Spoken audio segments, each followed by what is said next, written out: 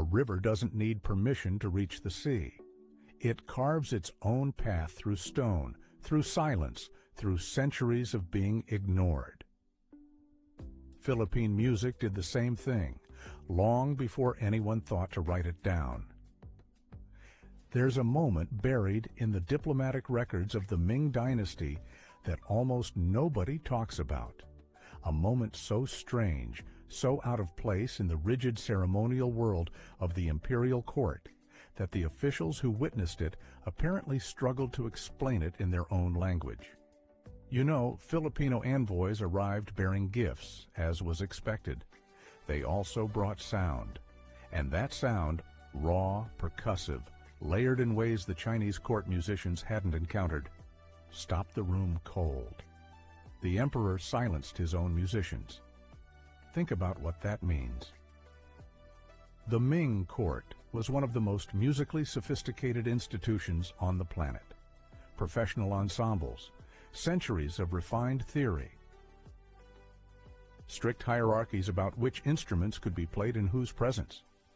For an emperor to wave that aside, to gesture for quiet so he could listen to something arriving from the islands to the south, that wasn't protocol. That was instinct. But here's the thing that nobody in the official histories wanted to explain. What exactly was being played, and why did it land so hard? Wait a second. The answer lives in a tradition that Beijing quietly stopped referencing in its records after a certain point. A tradition of layered bronze percussion, the Kulin Tang Tradition, that was already centuries old when those envoys packed their instruments for the voyage north. To understand why it silenced an emperor, you need to understand what Kulin Tang actually does to a room. Kulin Tang isn't background music. It's not decorative. It's architecture built from sound. A master player doesn't perform a melody the way a court musician might. Linear, ornamental, designed to impress. A Kulin Tang ensemble builds interlocking rhythmic structures where each instrument holds a specific mathematical relationship to every other instrument. Remove one layer and the whole thing collapses.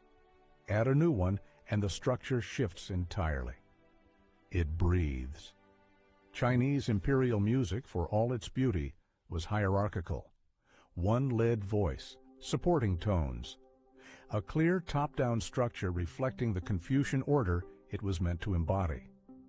Kulin Tang offered something structurally opposite, a collective intelligence expressed through sound, where no single voice dominated and every part was load-bearing. That contrast was almost certainly what froze the room. There's a secondary historical thread here that most people overlook. The Ming court wasn't just receiving Filipino envoys for trade negotiations.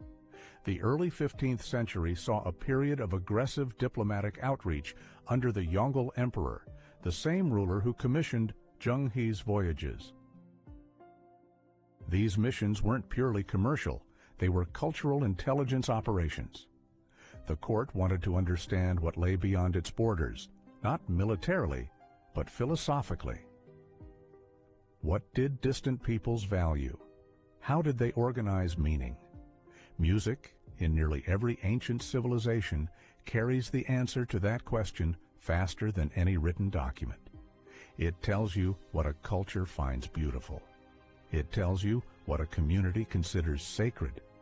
It tells you, if you listen carefully enough, how power flows through daily life. The Filipino envoys may not have intended to deliver a philosophical statement. They may have simply brought instruments because music was how you celebrated arrival, honored hosts, marked significant occasions. That was the cultural logic. But the court that received them was trained to read everything as a signal. Stop for a second and sit with that image. Scholars in silk robes. Officials whose entire careers depended on reading the intentions of foreign visitors. And in the center of that room, bronze gongs from the islands being played in interlocking patterns that didn't fit any category in the imperial musical taxonomy. No wonder someone quietly stopped updating the references. Here's where the story gets complicated in ways that should make any historian uncomfortable. The deliberate erasure of certain cultural exchanges from official Chinese records was a documented practice, not a conspiracy. When diplomatic interactions produced outcomes that were difficult to categorize, or worse, outcomes that implied cultural equivalence between the emperor and a foreign tradition, the easiest administrative solution was to reduce the record to the transaction.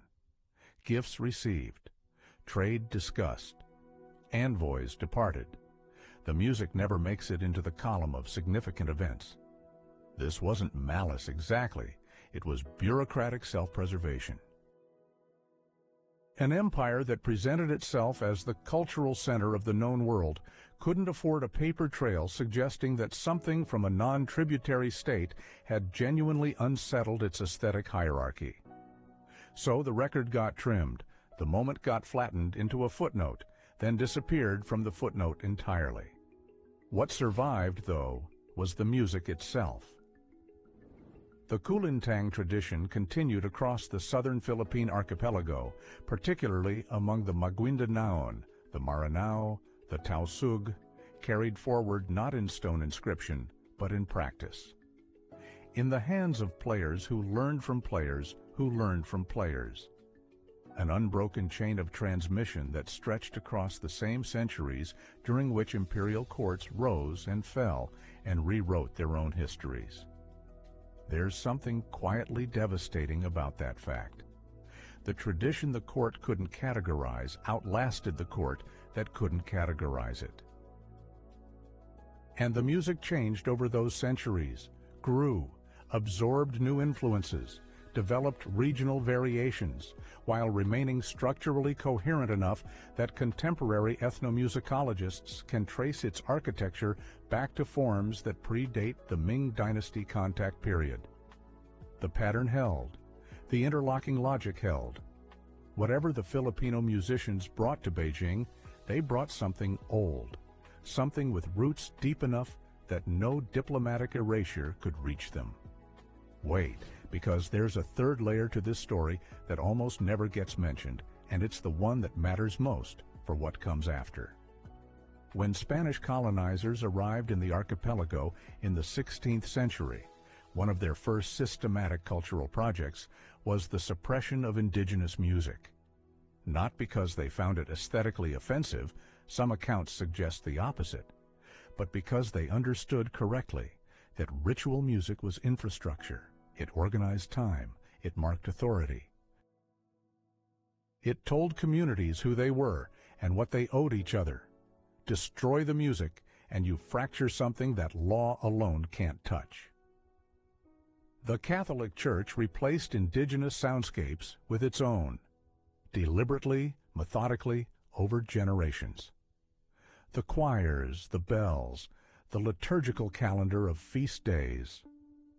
All of it was sound technology being used to rewrite cultural memory. And it almost worked. What saved Kulin Tang and certain other pre-colonial musical traditions was geography. The Spanish colonial project was most effective in the coastal lowlands and the islands most accessible by sea. The upland regions, the southern islands with stronger Islamic and indigenous institutional structures. Those communities maintained enough political and cultural coherence to resist the replacement. Not always through active defiance, sometimes through sheer inaccessibility, sometimes through the stubborn logic of community. This is how we mark a wedding. This is how we honor the dead. This is what we play. So the music that once silenced an imperial court survived not through royal protection or institutional preservation, but through the ordinary, unremarkable persistence of people who kept playing it, because not playing it was unthinkable. That detail should hit harder than it does in most tellings of this history. We talk about cultural survival as if it requires heroic resistance. Sometimes it does. But sometimes it requires something more mundane and more durable, the refusal of daily life to stop being daily life. a grandmother teaching a grandchild the correct hand position on bronze, a community deciding that the wedding isn't real without the specific sound that has marked weddings for longer than anyone can personally remember.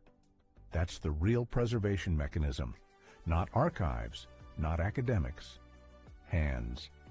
And here's where the modern thread catches fire, because this tradition is not safely in the past. Kulin Tang players today are navigating a strange double bind, celebrated by Filipino cultural institutions as living heritage while simultaneously underrepresented in the commercial music infrastructure that determines what gets funded, recorded, distributed, and heard by the next generation. The ritual survived colonialism. The question nobody wants to answer is whether it can survive algorithmic indifference. UNESCO recognized the Hudhud chants of the Ifugao and the Daranjan epic of the Maranao people, both connected to this broader constellation of pre-colonial Philippine musical practice, as intangible cultural heritage requiring safeguarding. That recognition matters. It also comes with a particular kind of danger, the museumification of a living tradition. The moment a practice gets labeled heritage, there's institutional pressure to freeze it, to display it rather than develop it. The best Kulin Tang players working today are refusing that frame entirely. They're bringing the interlocking bronze percussion into conversation with contemporary composition, with electronic music, with forms their ancestors would not recognize but would probably understand structurally. The logic of mutual dependence between voices, the refusal of a single dominant melody, that architecture travels across genre. What the Chinese emperor heard in his court was musical intelligence that had spent centuries developing its own answers to questions about how sound organizes community. He silenced his own musicians, not because it was polite or diplomatic or expected. He silenced them because something in that sound demanded the space to be fully heard. Think about it. The officials who cleaned up the record afterward couldn't erase the logic of what happened. They could only erase the record of it happening. And the logic kept living, kept traveling, kept building its interlocking structures across generations that had no idea they were carrying something an emperor once stopped everything to hear. There's one more piece of this story, one thread I haven't touched yet, a specific diplomatic incident, a named individual in the Dongle Court's records, and a decision made in a single afternoon that may explain why the musical exchange disappeared from the official account so completely and so fast. That part requires us to go back to the voyage itself, back to what the envoys were actually carrying and what they were asked to leave behind.